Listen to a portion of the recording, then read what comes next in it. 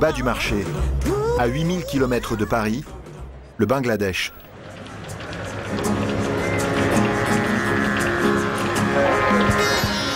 Dhaka, la capitale du pays et ses 16 millions d'habitants.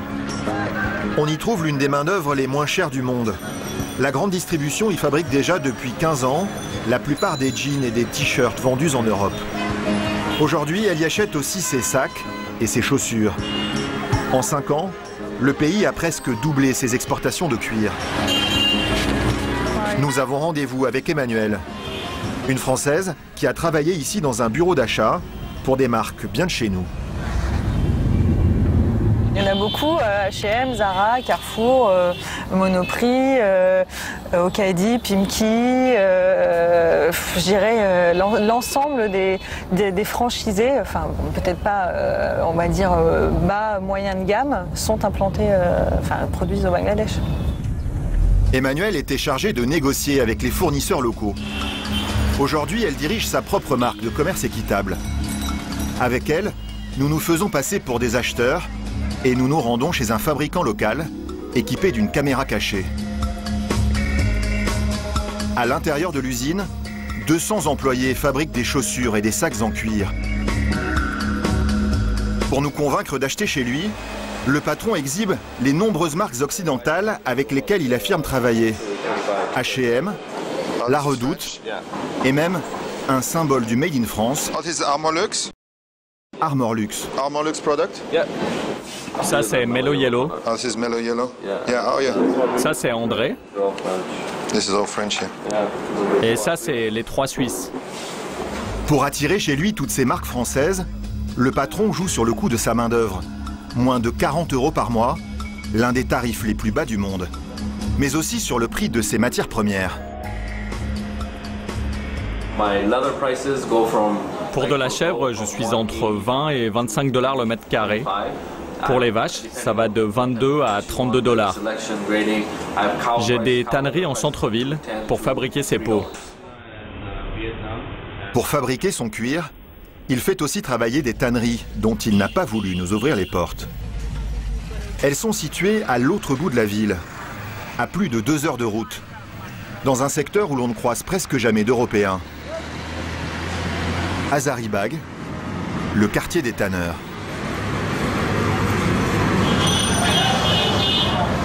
Tout le cuir exporté depuis Dhaka provient de ces quelques rues. 250 tanneries s'y entassent, où travaillent 15 000 personnes. Les accès sont gardés et les visiteurs n'y sont pas les bienvenus.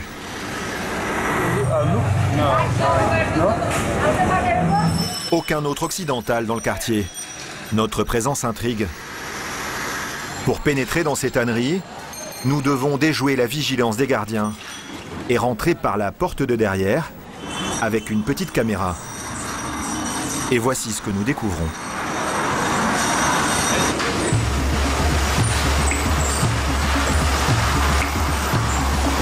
Par plus de 50 degrés, dans des tanneries hors d'âge, ces hommes travaillent les peaux.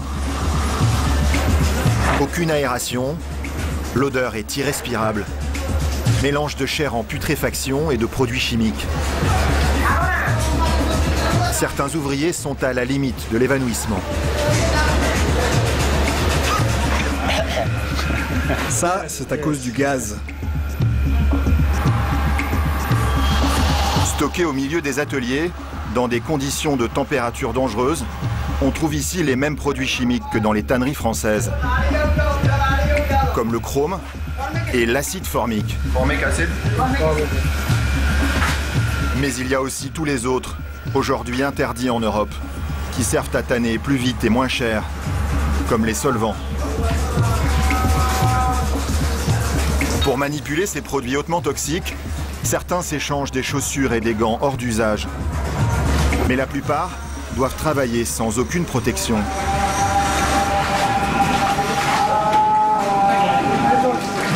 Les douleurs rongent la peau et les poumons des travailleurs.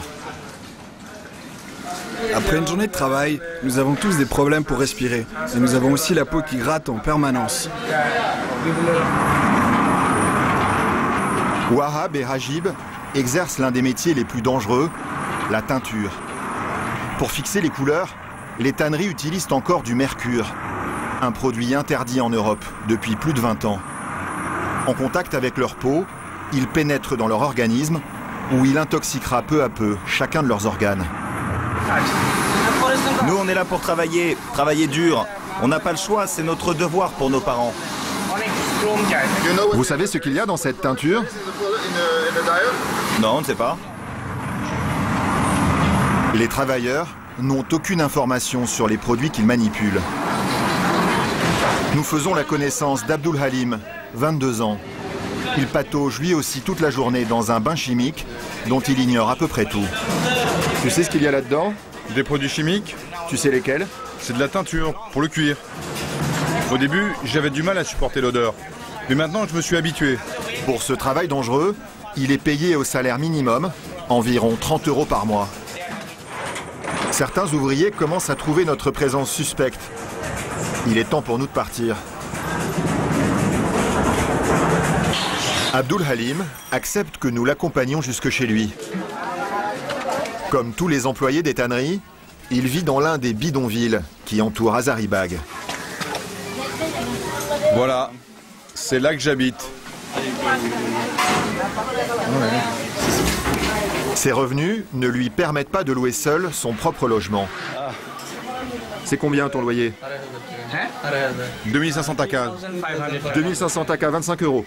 Pour combien de pièces? Pour une seule. Je vis ici avec la famille de mon frère.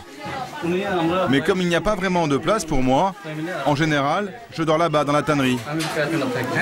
À l'écart de la tannerie, loin du regard de ses collègues et de son patron, il est l'un des seuls à avoir accepté de nous raconter la réalité de son travail. Tu commences à quelle heure? 6 h du matin. Et je finis à 6 h du soir. Et tu as un jour de repos dans la semaine? Non, non, aucun jour de repos, hein, pas de vacances. La loi bangladaise fixe pourtant à 48 heures par semaine la durée du travail et prévoit un jour de repos. Mais ici, loin des usines que visitent les acheteurs occidentaux, elle ne s'applique pas. Tu as un contrat? Non, non, pas de contrat écrit, hein, c'est un contrat oral.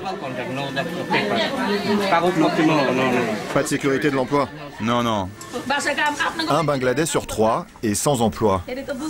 Pour garder sa place, Abdul Halim a accepté ces conditions de travail illégales, au mépris des risques qu'il fait courir à sa santé. Et pourtant,